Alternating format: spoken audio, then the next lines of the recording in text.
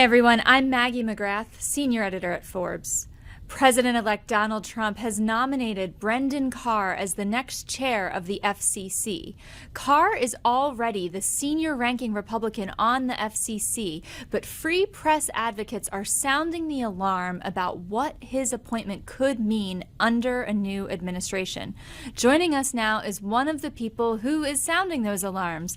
He is Craig Aaron. He's the co-CEO of the Free Press Action Fund, a 501c4. Craig, thank you so much for joining us. Thanks so much for having me. Before we dive into what's going on here, I just want to zoom back because the FCC is not a government agency that most people spend their day-to-day thinking about. So can we just set the table here? What is the FCC and how does it affect regular Americans' lives on a day-to-day basis?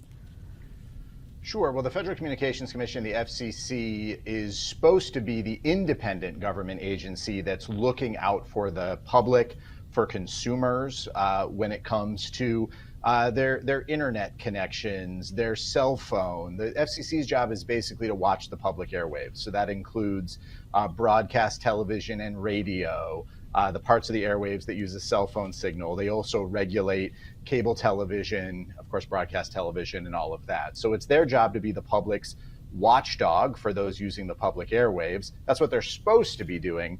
Unfortunately, what's happened often, and I fear is about to happen again, is that the Federal Communications Commission is actually being used to do the bidding of already powerful media companies, billionaires like Elon Musk and others. Now, in announcing his choice of Brendan Carr to lead the FCC, President-elect Trump called Carr a warrior for free speech, end quote. Yet you, Craig, disagree, I think, to say the least. Can you talk about why it is that President-elect Trump says Carr is a warrior for free speech, yet you say the opposite?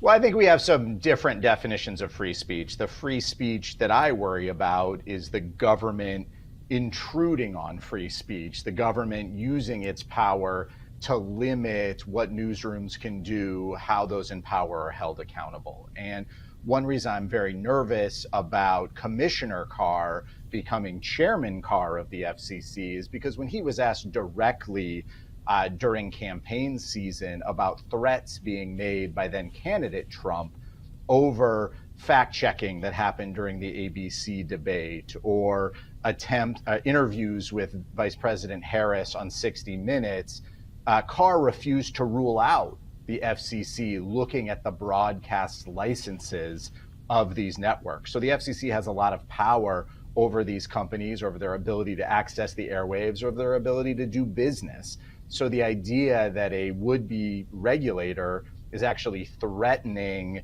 news organizations for fact-checking, news organizations for asking hard questions, that feels like a real abuse of power in what the FCC is supposed to do. And it has me very anxious after a record already of Commissioner Carr, where I think he's voted against just about every pro-consumer thing that the FCC has done during the Biden administration. So I'm very concerned now that he'll be setting the agenda, calling the shots, that he's actually someone who's not going to be protecting free speech, but a free speech warrior in the sense that he's going to be going after those who are exercising their free speech rights to criticize the president.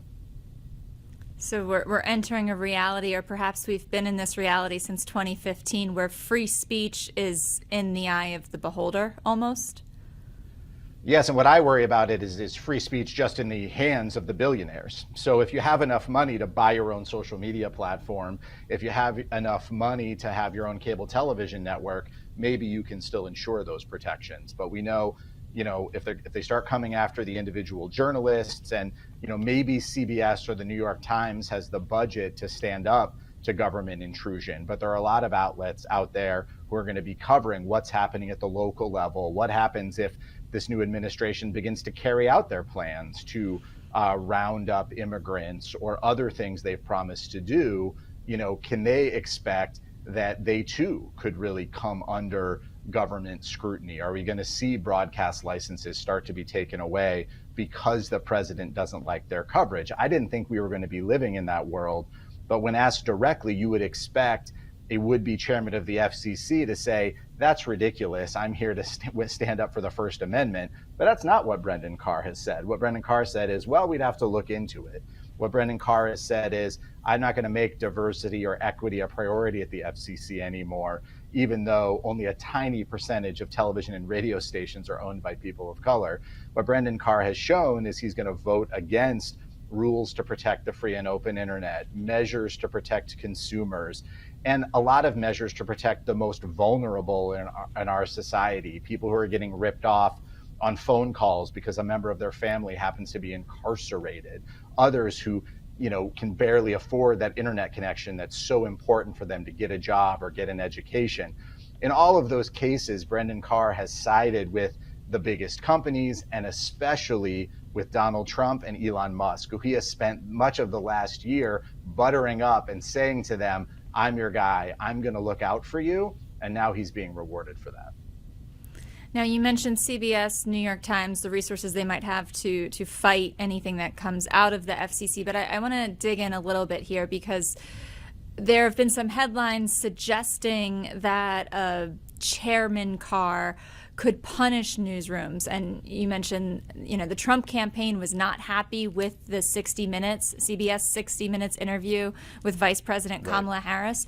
So how could an FCC under a Trump administration punish the news networks?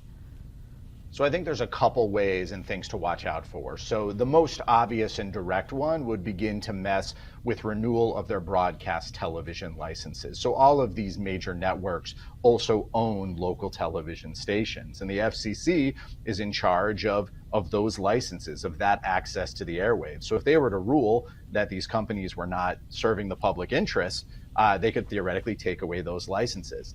That said, even the threat of that, even the idea that the government is watching, is going to have a chilling effect on what these newsrooms are doing. And you can see that in the statements coming out from some of the executives at these companies promising to pursue fair and balanced coverage, code word very familiar to Fox News viewers, promising to end activist journalism. These are the kind of promises the executives are making already. So there's the direct threat, but there's also the indirect threat. So something that the FCC could also do is they could allow a whole new wave of massive media consolidation.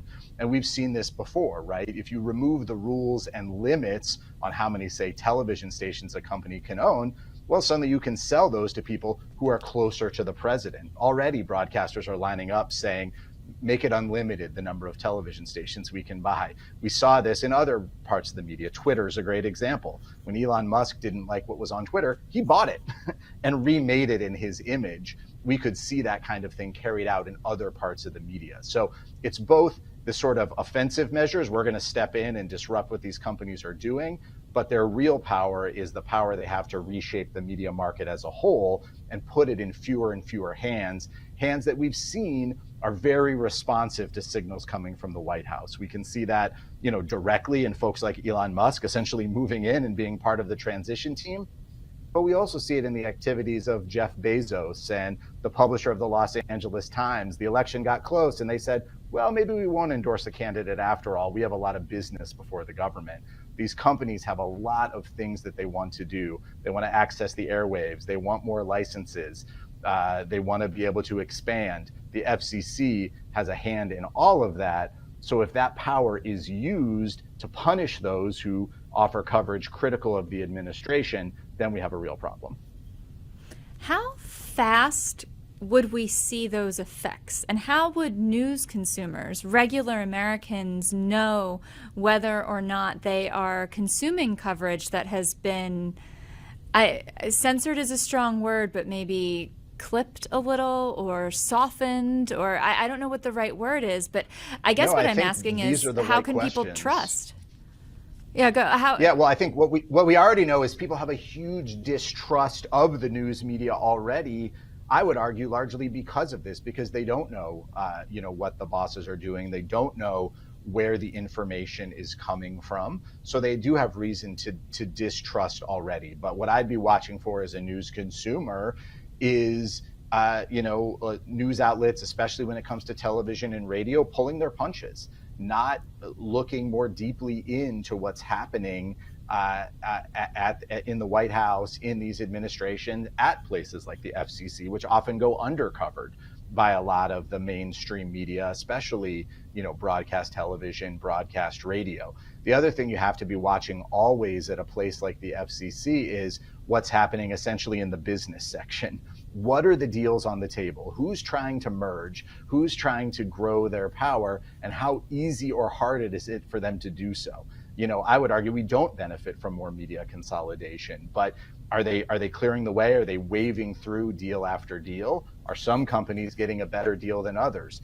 These are the kinds of questions that come into play. How are they making these decisions? If Donald Trump on the stump off the cuff says, that's not a merger I want, is it dead on arrival? Or are these all being vetted by the same kind of standards? These are a lot of questions, and they cut both ways, both in terms of stopping deals and, of course, letting them go through. I'm probably more worried about the letting them go through, but I think these are the things that folks need to worry about. And I think what Carr has shown again and again throughout this period of auditioning for this job is he really wants to make a splash. He is going on Fox Business News regularly. He is constantly in dialogue with Elon Musk on Twitter, and he is signaling time and again, I'm your guy, and I'm going to take a sledgehammer to the rules and regulations at the FCC in order to first and foremost benefit this administration, and based on his record, first and foremost benefit the biggest companies. And I think that's something a lot of news consumers, already so frustrated with the news they're getting, should be worried about. Of course, we just saw that Pew study that came out yesterday showing that 1 in 5 Americans get their news from influencers, and among Americans under the age of 30, that number jumps to almost 2 in 5. But you mentioned business, and I wanted to ask you about something Carr said on X, formerly known as Twitter. He said he wants to dismantle a censorship cartel. And here he seems to be referring to, and actively referred to, Facebook, Google, Alphabet, and Microsoft. So we've been talking about the networks and news media, but what does his appointment mean for big tech? I'd say still to be determined. What Brendan Carr has figured out is going after big tech is a really good way to raise your profile.